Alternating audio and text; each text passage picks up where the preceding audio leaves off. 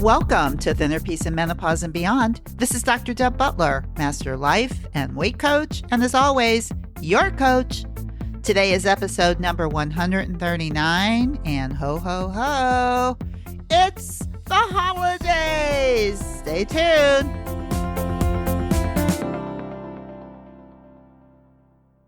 Hi there, all my dear friends. How are you today?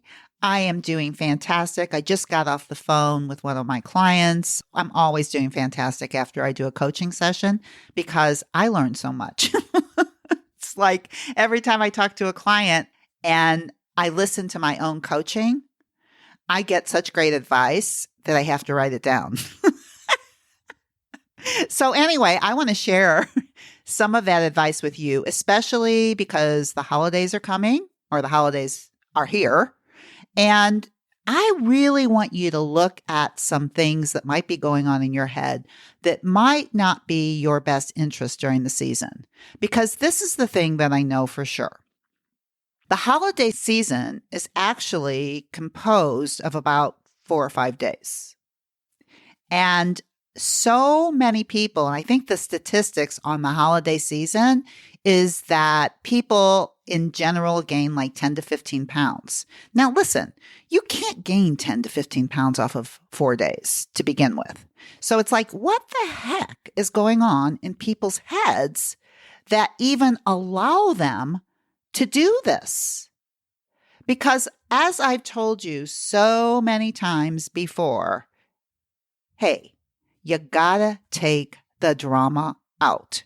And I think the holiday season, quote, the actual 4 days, has more drama than anything else throughout the year, and therefore has the biggest weight gain.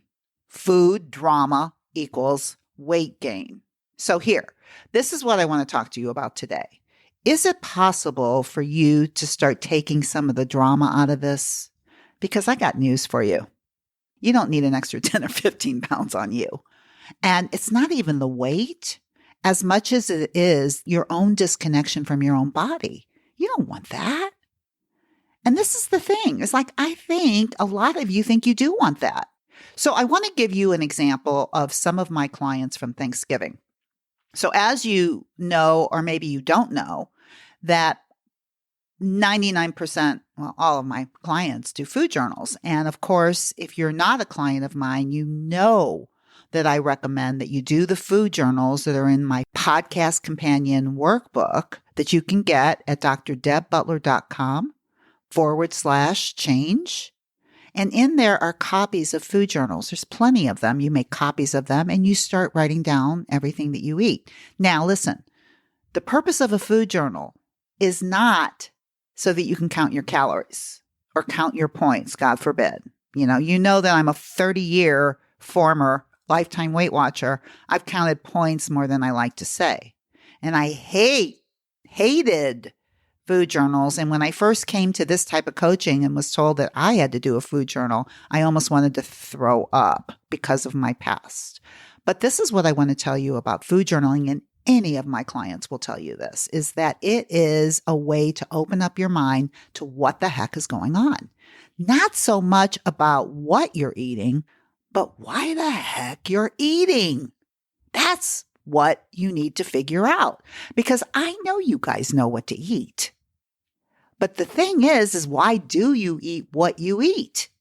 Why? And a food journal will open up your mind to all of that if you're willing to look. So my question to you is are you willing to look? Well, I got news for you. If you're not willing to look, you might as well turn the podcast off right now, because nothing else, you're not going to learn anything. But if you're willing to take a look at what's going on behind the scenes, which is really what's going on when you're in the moment of something that you don't want to look at. So with food journals, sometimes you don't want to look, but you can always look after. And I call that awareness. So if you can figure out what's going on in the moment before you eat something, so you can change, that's fantastic. If you can figure it out during, that's great too. But I want to tell you that even if you can figure it out after you do it, that's still awareness. All three of those things are awareness. And awareness is the key to freedom. Awareness is the key to all the weight you want to lose. I'm really serious about that. So, are you willing to be aware? And if the answer is yes, then you have to food journal.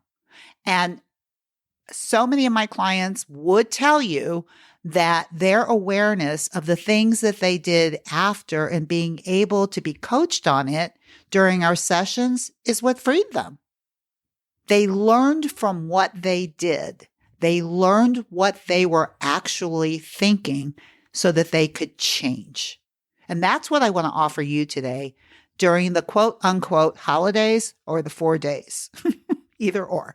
So one of the things that I think happens a lot, and I saw it in a lot of my food journals with my clients, is Thanksgiving dinner or Thanksgiving or the week of Thanksgiving or whatever it is you want to call it, is I saw a lot in the food journals about, I just told myself I can eat whatever I want.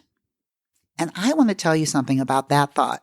I can eat whatever I want is the most poisonous thought you can ever think if it makes you feel entitled to overeat and choose foods that don't serve you and to actually make you believe that you're doing yourself a favor. It's like kind of like Monopoly, giving yourself this get out of jail free card. Oh, you can just eat whatever you want. I'm not going to punish you today.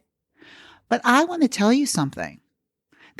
Because it's like you're basically what you're doing is you're turning your back on yourself and saying it's okay if you shoot yourself in the arm today, you'll heal. I want you to think about that thought. So what I've told my clients and what I figured out about myself is that I actually have that thought every single day. I can eat whatever I want. The only thing is that it doesn't give me the feeling of entitlement. It gives me the feeling of freedom. And when I feel free to choose the foods that I want to eat, I love choosing fuel foods. I love eating between the twos. I love it because I feel fantastic when I do it. So when I think I can eat whatever I want, I do all the right things for myself. Some of you still have such a strong diet mentality that you believe that most of the time you're not eating whatever you want. And that, my darlings, is poisonous. If you believe that you can eat whatever you want on certain holidays, which means it's a free-for-all, go to a +6, go to a +7, undo your pants, take your clothes off, sweat, whatever it is that you do, fall asleep at the table, scream at your mother, whatever it is that you do because you're so full and miserable, that's not so great. Oh, you can eat whatever you want. Okay, so let me think about this with you as the extra few days of celebration come up. And I'm just saying like 3 or 4 more days, not months. What do you want to think? Now, if you believe, and I really want you to think about this, if you believe right now that you can eat whatever you want, then when any other type of meal comes up, like a celebration, Thanksgiving, Christmas, your birthday, a wedding, a vacation, you just have the same thought all the time. But the question is what do you want to eat? If you're at Thanksgiving and you want foods that aren't really fuel foods, you can have them. No one's stopping you. And I teach, and you've heard me teach on these podcasts, these are joy eats. You can plan them and you can eat them. As long as you're willing, and this is the most important part about planning joy eats, as long as you're willing to suffer or handle the consequences of what those might give you. So if you do 2 joy eats a day or 3 joy eats a day or what I call an exception meal, and you want to do 4 or 5 in a week, are you willing to accept that you might have weight gain, that you might feel more full or uncomfortable? Are you willing to do that? Are you willing to have more cravings? And when you're thinking about this in your planning, you have the smartest part of your brain to make that decision. Do I or don't I? Because I'll tell you what, in the midst of actually sitting down at a celebratory meal with all of these foods, if you let your urges take over, and these urges have always been rewarded, you're going to disconnect and you're going to be too full and you're never going to feel good. But when you plan ahead of time, you decide. So you've already decided what you're going to eat and what you're not going to eat. You can always eat whatever you want. It is such an important thought that if you think about it in the way that I'm describing today, where it actually makes you feel free to make the right decisions for yourself. Can you imagine? Diet mentality is I can't eat what I want. Diet mentality is, oh my God, put the handcuffs on because there's no way. There's pumpkin pie in front of me. I want it so bad. I can barely stand it, but I'm not going to eat it because my hands are cuffed. As opposed to there's pumpkin pie in front of me, so what? I decided not to eat it. I'm not going to eat it. And the more you practice all of this, the easier it becomes. I certainly know the difference. I've certainly experienced both. And I know how it feels for my clients when they say to themselves, I'm just going to eat whatever I want, and it makes them feel entitled to abuse themselves. And they think they're doing themselves a favor. Is that what you think? Can you see it's a little crazy thinking? It's like, what do you deserve? Now, let me tell you the difference between self-compassion and indulging. Self-compassion is when you love on yourself and you tell yourself whatever it is about how to calm yourself down, and it's okay, sweetheart. Indulging is basically when you say to yourself, it's okay, you can shoot yourself in the foot and I won't watch. Indulging comes from a thought like, oh, you can eat whatever you want and it makes you feel entitled. That is not what you want to do. That is not self-compassion. Because a lot of my clients will say, well, I told myself I could eat whatever I want. And of course, they overate to +6 or +7s, ate all kinds of food that weren't going to serve them, didn't plan anything because they just wanted to be in the moment and give in to all of these urges. That's really what it's about, is giving in to all of these urges. Let's just see what my crazy brain wants tonight, right? And you know what? Your brain, that primitive part of your brain, is crazy. And if you're going to let it run you and decide what it wants to eat, oh, baby, watch out. So this is what I want to offer you. Yes, self-compassion. I want you to be kind to yourself. And if you see that you've done something that you wish you didn't, I certainly don't want you to beat yourself up. But I certainly don't want you to get a get out of jail free to give yourself all of these reasons to do things for you that will not give you the results that you want under self-compassion. Very, very different.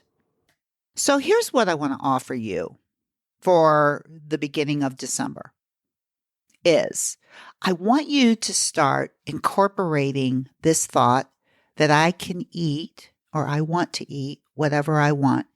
And I want you to see if you can start creating a feeling that doesn't feel like entitlement. That it doesn't feel like you want to walk all over yourself. I want you to believe that every single time you sit down to eat, you can eat whatever you want. And the question is what do you want? Now, I have so many people, and you may be one of them, that says, I just want to be like a naturally thin person who can eat whatever they want whenever they want. But this is what I want to tell you. A naturally thin person that has a brain that works properly doesn't really do that. And here's what I want to say to you. If you had that thought and it felt like entitlement, and I told you that, oh yeah, you can eat whatever you want, whenever you want, anything, do you really believe that you'd be eating bonbons and potato chips all day long? See, this is what I think. I think that when it really comes to what do you want to eat, I think you want to feel good. I think you want to feel fit. I think you want to feel energetic. And there's certain foods that help you do that, and there's certain foods that don't. And I think you know that. But I think when that little brain starts getting all of these urges going on and starts throwing tantrums, it almost makes us believe that somehow we're missing out on something. But all we're really missing out on is an opportunity to stay connected to ourselves. And that's the opportunity that I want to offer you during this quote unquote holiday season is learn to stay connected to yourself. Learn to stay connected to people who you want to be connected to. And enjoy the food. But for goodness sakes, use it and use it in a way that is going to help you. Food is here for a very, very good reason. It is here to serve you and to help you. And I don't care what time of season it is. That never changes. And the way that I want you to think is if you're going somewhere or you're going to some sort of celebratory meal or it's Christmas meal or whatever, plan it ahead of time what you want to do and stick with it. Whatever it is you want. But stick with it and tell yourself that's what you're going to eat. And I will tell you the difference between doing that, planning ahead of time, and doing it in the moment is when you plan ahead of time, you're using your prefrontal cortex or the smartest part of your brain to make a decision. You know, if you want 3 pieces of pumpkin pie, think about it. It's easy not to want 3 pieces of pumpkin pie when you're thinking about it the day ahead of time. But you might want 1, right? And if you eat it, are you willing to have whatever consequence comes from that, if anything? You just think about it. You know, or you just want what I call an exception meal, where you just decide that you're going to eat whatever it is that you're going to eat, and you're making a decision ahead of time, and that you're going to stick with the connection to your body, eat when you're hungry, and stop when you're full. And I'll tell you what you want to do is you want to stop food from having power over you. And I think that when you think the thought, I can eat whatever I want, I think it gives you the power over food depending on how it makes you feel. So I feel really empowered when I think that. That's what I want for you. And then I want you to really think about what the heck do you really want to eat? What is really going to serve you? So that's what I'm going to leave you with today is I really want you to think about self-indulging versus self-compassion. I want you to think about how you would like to use the thought that I want to eat whatever I want, whenever I want, and to be able to use it that will actually empower you and give you power over food. And the other thing I want to leave you with today is that awareness is the key, not perfection. And when you're using your food journals, you may find after the fact something that you did. Maybe you overate at a meal. But you went back and you looked at it and you actually figured out what was going on in your mind. That's called awareness, even though you overate. But that will lead to so many things that will change. So awareness is the key, not being perfect. Remember that, all you perfectionists out there. So before I leave you today, you know what I'm going to say. But I want you to know that I want to thank everybody for listening to this podcast for over 2 years and for writing me all of these beautiful letters and all of the reviews that you've done on iTunes. And as a reminder, those of you who have not done a review on iTunes, go do it. It really helps spread the podcast. And the more I do it, the more letters I get, the more inspired I become that I actually have this message that can free you in so many different ways. And as the podcasts go on, at least in the next few weeks during the quote unquote holiday season, we're going to go over more about the model and how to solve any problem, right? Because whatever your problem is can all be solved in your mind. I want to show you more how to do that. But for today, you got your homework cut out for you.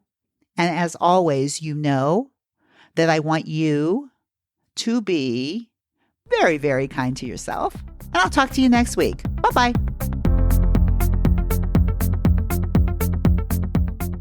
If you're ready to take your eating issues to another higher, more improved level, well, it's time to talk to my wife, Dr. Deborah. She's helped hundreds and thousands of people. Just visit drdebbutler.com/work with me. You'll get a free consultation with Dr. Deb and find out if coaching and talking to my wife is a solution to your struggles.